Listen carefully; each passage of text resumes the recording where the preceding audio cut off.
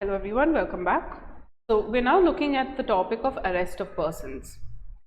So far we have seen what are the essential elements of crime, what are the stages of crime, what is a cognizable offense or a non-bailable offense.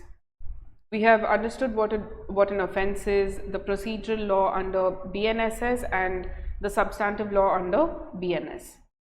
Now, what must be understood is that before we touch onto the arrest of persons, we also need to look at what the process under criminal law generally entails. The first action that happens under criminal law is actually the presence of an FIR, or otherwise known as a first information report.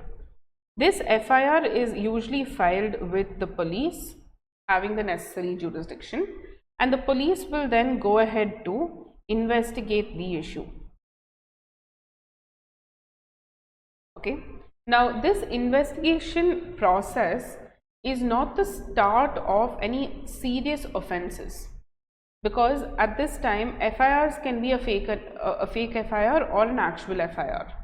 It is the duty of the police to go and investigate and check whether there is actually an offense being committed or whether it is just a case of a fraudulent FIR, in the sense that they've just come to waste the time of the police.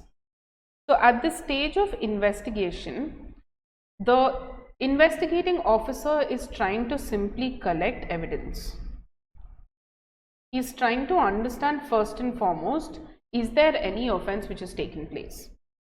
Now let's assume that there are only three things that can come as a conclusion of this investigation.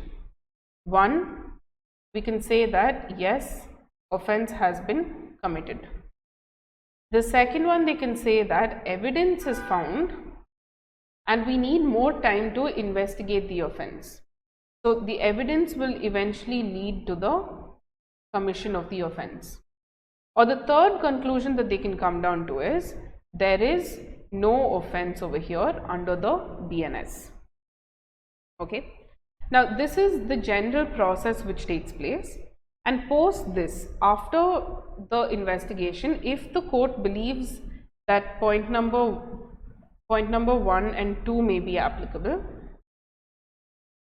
then over here the court can even grant the arrest of persons.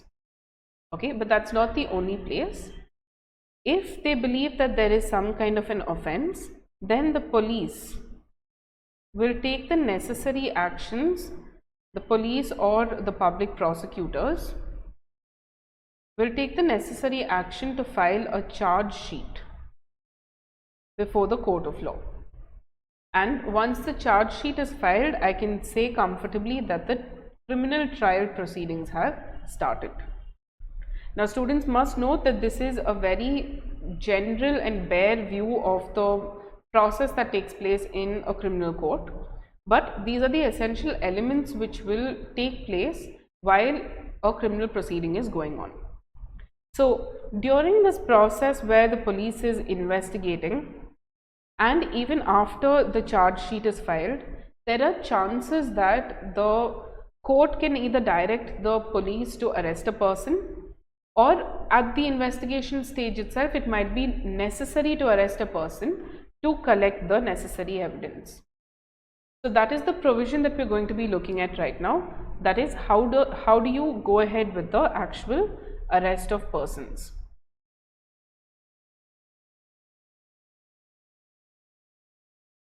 Now the word arrest means to take into custody of someone under lawful authority, and mostly it is done to detain him so that he can answer some questions, or preventing him from committing another criminal offense. Power to arrest without warrant.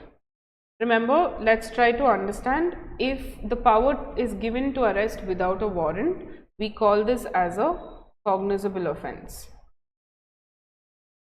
And if a cognizable offense, if the offense is of a slightly serious nature, then it's likely that it will also be non-bailable, because the nature of the offense is very serious. Okay, So just something for you to keep in mind before we proceed forward. Section number 35 gives various categories wherein a police officer may arrest without warrant. The first one is what we saw, arresting someone in the presence of the police officer, that is a cognizable offense, because most cognizable offenses are only non-bailable in nature and they are of a much serious offense.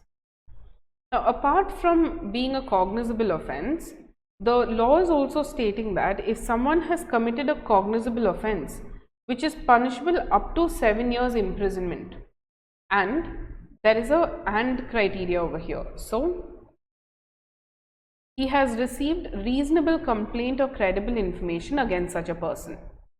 So the nature of offense is that it's of a serious nature where it can be punishable up to 7 years, and the police officer should have received some kind of a credible information against this person. Okay. Now, based on this reasonable complaint or credible information, the police, if he has good reason to believe that the arrest will prevent that person from committing further offenses, for the proper investigation of the offense, from preventing them from tampering with evidence or threatening witnesses, unless he is arrested, the police cannot ensure his presence in a court of law.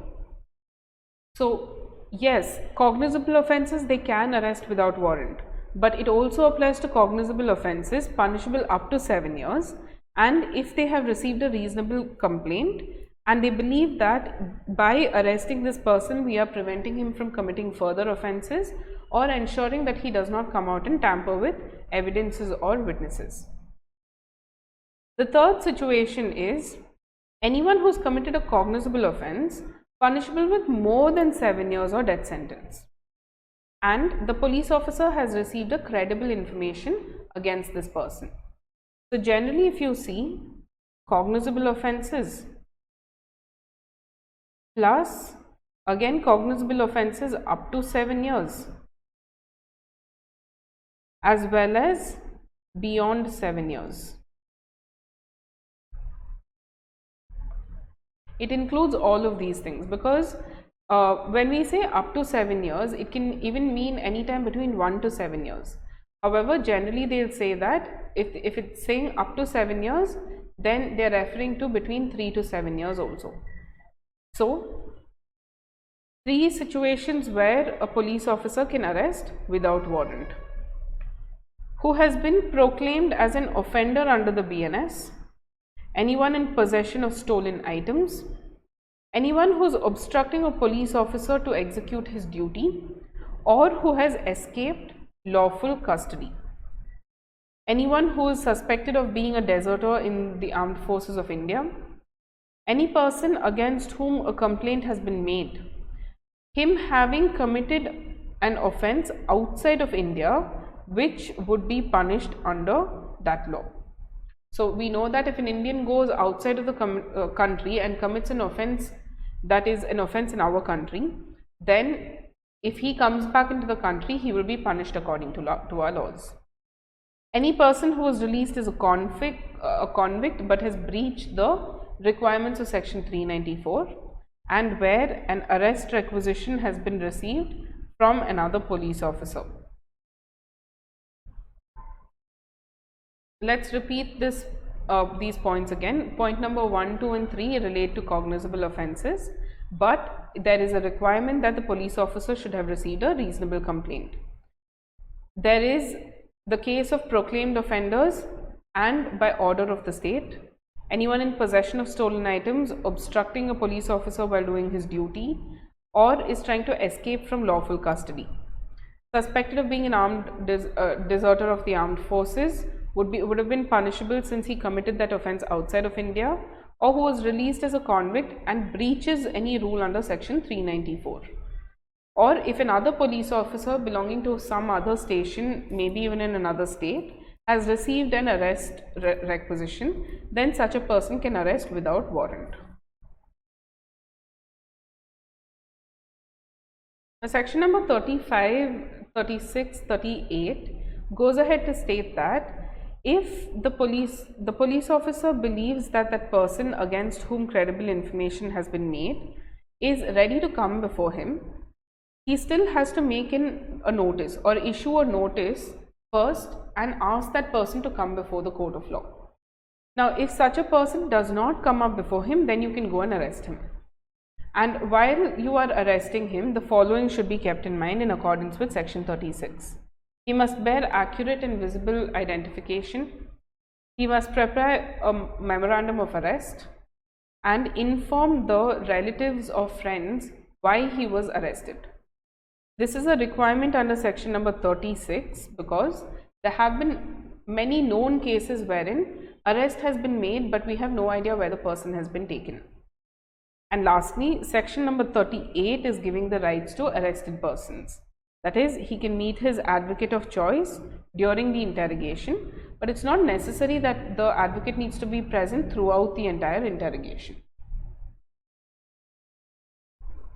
In Arnesh Kumar versus State of Bihar, the court said that there is a need to exercise caution while arresting persons, and we should not have an attitude to arrest first and then follow the letter of the law. So, if a person is being arrested, they're saying that the accused should not be arrested in a routine manner, but rather must be satisfying all the preconditions of the arrest. And this is a case given by the Supreme Court in Arnesh Kumar versus State of Bihar. Now, apart from section number 37, we see that if a person refuses to give his name or residence when the officer is taking him into custody or when he is doing the interrogation, then at that time they're saying that the police can arrest him, because we don't know who you are, we don't know where you have come or what your intentions are. Once his name is ascertained, then there'll be chances that he is released on a bond. However, if the person is not resident in India, then they'll even require a surety to be given. What do you mean by this? If he may be released on bond means he'll be released on bail and he will have to pay a certain sum of money. But if the person is not a resident in India, there's a chance that as soon as he leaves the prison or leaves the custody, he will immediately go and leave the country. So therefore, it would be better if an Indian person grants some form of surety for that person resident, if that person is not resident in India. Section 4 allows for an arrest by private persons, but he must do so if he has arrested someone, he must do so without unnecessary delay and must produce him before the magistrate or even the nearby police officer within 6 hours of the arrest. Now, if a police officer is absent, he has the right to take that person into custody to the nearest police station. And lastly, we have arrest, how is it made? Arrest by magistrate. An arrest by magistrate is a power that is granted to the magistrate to even arrest persons and commit him to custody. If we have to look at how the arrest is to be made, we look at section number 43, wherein the court has mentioned that the police cannot actually touch or confine the body of a person to be arrested if the person submits to custody. So if a person willingly comes forward for custody, there is no necessity to put handcuffs on him, to confine him, or to even touch the body of that person. If there is a forcible resistance to arrest or evasion of arrest, then the police can use any necessary force to arrest such a person. Now, the police can never cause the death of any person unless the accused itself is to be charged with an imprisonment of death or life imprisonment. So in the sense that while apprehending a person, the police should not cause the death of that person, unless of course it's a very serious offense and chase needs to be given where they can end up causing the death of that person. Police officers should not touch the body of a woman to arrest her unless a female police officer is also present. Women should not be arrested before sunrise and after sunset, and the police officer will always have to get prior permission of the magistrate of first class before proceeding. while if the police is going to use a handcuff, he must not do so at all times, but rather he should only use a handcuff if that person is a habitual offender, has escaped from custody, or has committed a very serious crime of organized crime, terrorist activities, drug related crime, illegal possession of arms and ammunition, etc. Okay, so we can see that as per section number 43, this is the method in which an arrest must be made by the police officers. Section number 44 relates to the search of a place entered by a person sought to be arrested. That is, when they are going to go and arrest him, the power has been granted to the police also to search the place that is being where the offender is being arrested from. Section 45 says that an officer can pursue the offender whom he is authorized to arrest without warranty into any place into India for the purpose of ensuring the arrest. So please remember that they are saying to arrest without warrant. An officer executing the warrant under section 78 shall produce the arrested person to the authorized court without unnecessary delay. The general time is 24 hours minus the travel time.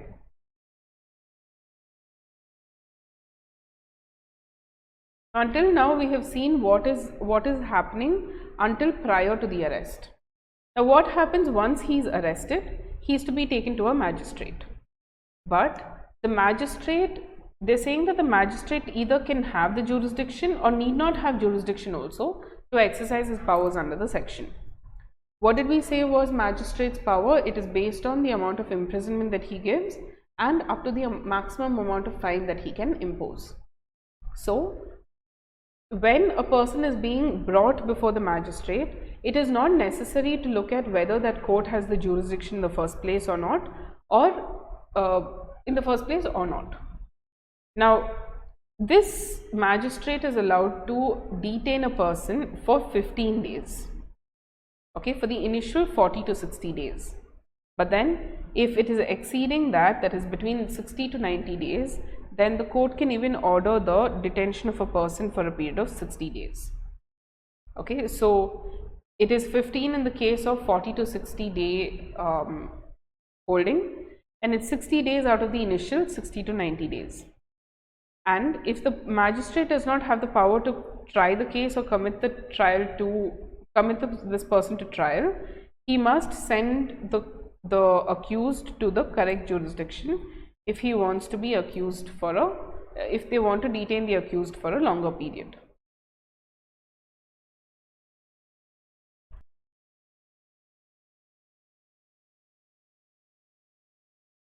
So we have now completed our topic on arrest of persons. Now we already know as a general rule that anytime a person has been an arrest warrant has been given, then the police officer can go and arrest that person and come, or issue a notice to him, in which case he can come. But then there are some cases where rather than issuing warrants for arrest, they will simply summon that person to the court of law. This can be for summons of a witness, summons of any necessary persons for the purpose of conducting the investigation in a criminal court. So for the purpose of looking at summons, we are going to look at section number 63 to section number 71. As you can see the paragraph before you, in section 63 we see what are the essential conditions for issuing summons. 64, who should serve the summons.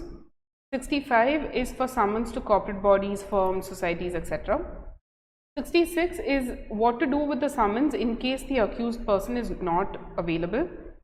67 is known as substituted service of summons. 68 is summons of persons in service of government.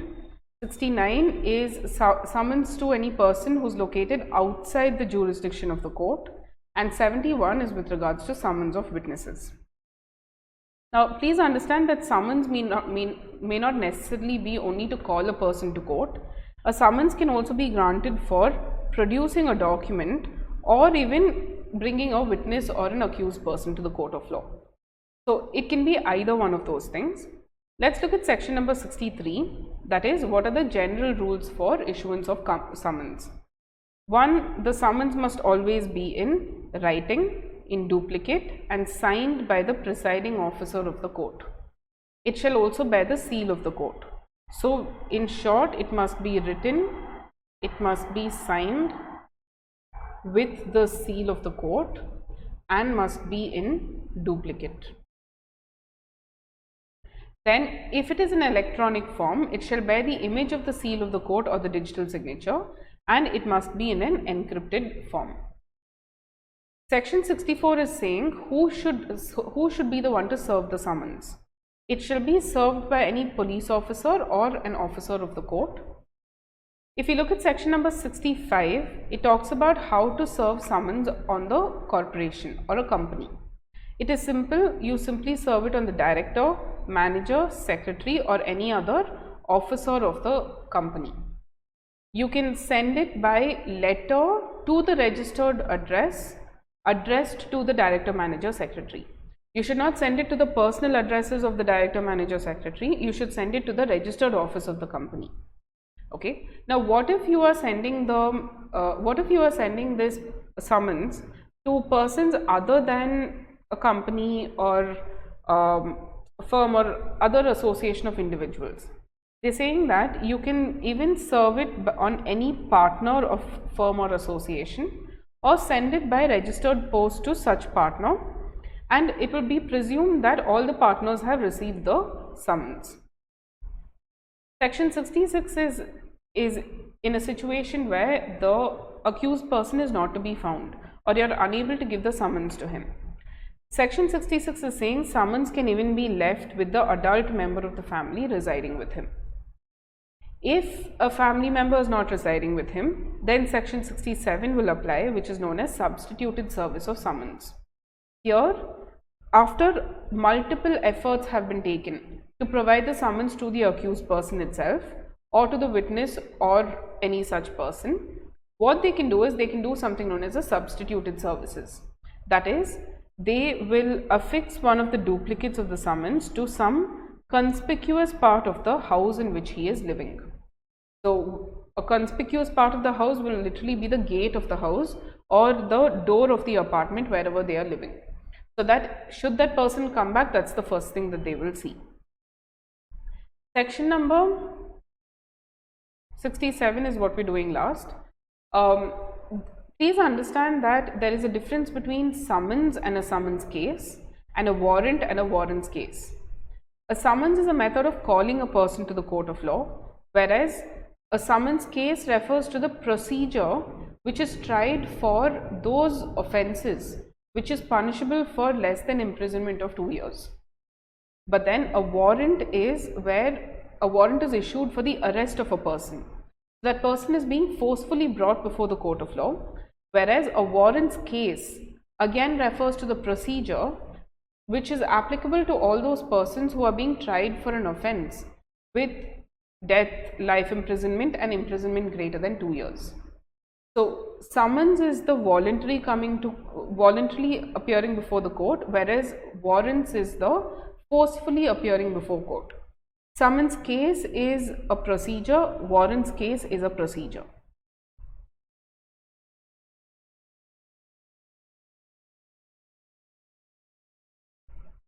Now, the next thing that we look at is known as issuance of a proclamation and attachment and sale of property. Now, there is a chance that if the summons do not work out, that is, you have issued a summons and the person is not appearing before the court of law, then you have even issued a warrant for his arrest and you are unable to find this person, then some kind of a remedy has been given to the court itself where they can carry out certain activities to ensure your attendance before the court of law, and that is known as proclamation or the issuance of a proclamation. They are saying that if the court has reason to believe that any person against whom a warrant has been issued is absconding or concealing himself such that the warrant cannot be executed, then the court will publish a written proclamation asking him to appear at a certain place at a certain time within 30 days of that proclamation. So it's like a general announcement to the entire world that this person has been summoned to the court of law for this particular purpose, and he has to appear within 30 days of this proclamation. So if his friends see it, or his colleagues see it, or family members see it, they have every chance of intimating the same to the person. Now, if while issuing proclamation, if the magistrate must record to his satisfaction that the accused has absconded or concealed himself, because the whole purpose of issuing a proclamation is not to punish, but rather to bring him before the court of law. Now, if you have issued a proclamation and even then the person has not come before the court of law, then the court can go ahead and attach any property, movable or immovable, belonging to the proclaimed person. That is, the person against whom a proclamation was issued. So the general rule is that if there is a summons or there was a warrant and neither have been served on the person, they can issue a proclamation. Now, only after a proclamation has been issued can an attachment or sale of property take place. But there is only one situation where even without issuing a proclamation, the court can go ahead with the attachment or sale of the property. That is, if they are about to dispose of whole or any part of the property, or he is about to remove the property from his local jurisdiction of the court. Then and only then can the court order the attachment of the property along with the proclamation. So again, the whole object of attaching property is not to punish him, but only to bring about his appearance. Next is the case of a search warrant. A search warrant can be issued only in the following cases. If a person has been summoned to produce any document or other thing and he is not producing it, where the court knows for a fact that this document or thing is in the possession of that person, and whether general inspection or search is necessary. So let's assume that an Arun is said to have a certain forged document in his possession, and the court is asking him to produce the forged document before the court of law. But Arun is now coming out and saying, "No, Your Honor, I do not have any such document." But it is known that he has possession of that document. How is it known? It can be through witness statements, it can be through certain evidences relating to that fact. So it might be necessary to issue a search order to go into his property, search for that forged document. And that is a power granted to the court under section number 96.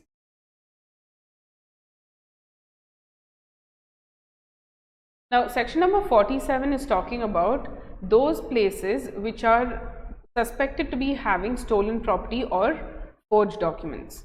They are saying that if the district magistrate, the magistrate of first class and subdivisional magistrate believe that some stolen property is there, or deposit, sale or production of an objectionable article, okay, in such a case a police officer can enter that place, search it, take possession of the property which was found, provide that article to the magistrate, guard it or dispose of it in some safe manner, take it into custody and carry it to the magistrate, take every person involved in the finding of those things and take them before the magistrate.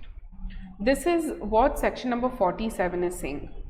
But we have one problem. We have no idea what these objectionable articles are. So to understand what objectionable articles are, they are saying that it refers to any counterfeit coins, precious metals under the Coinage Act 2011, counterfeit coins, counterfeit stamps, forged documents, false seals, obscene objects under the BNS, or any instruments or materials used for the production of the above. That is, to counterfeit coins you need material for that, to forge documents you need material or instruments for that. Any of these are considered to be objectionable articles.